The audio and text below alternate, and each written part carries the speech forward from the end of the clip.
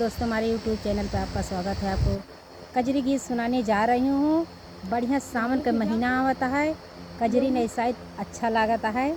अच्छा लगे तो लाइक करना, शेयर करना। चैनल पर नए हैं तो सब्सक्राइब करना। अरे रामा हरा साग सरसैया के करे मन भावै रे हारी। अरे रामा हरा साग सरसैया के करे मन भावै रे हारी। पूड़ी कचौड़ी कई जेवन बनायऊ, पूड़ी कचौड़ी कई जेवन बनाया।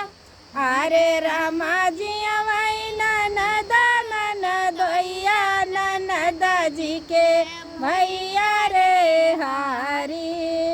अरे रामा जी वही ननद ननदोइया ननद जी के भैया रे हारी। अरे रामा हरा साग सरसैया के करे मन भावै रे हारी।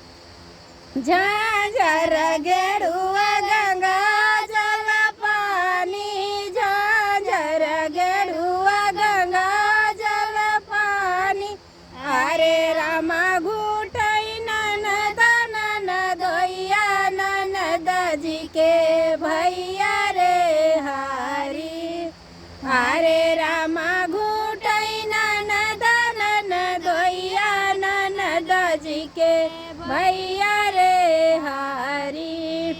अरे रामा हरा साग सरसैया के करे मन भावै रे हारी। लेऊंगा इलायची कई बीरावा लगायऊ, लेऊंगा इलायची कई बीरावा लगाया। अरे रामा ऊंचाई ननद ननदोइया ननद जी के भैया रे हारी।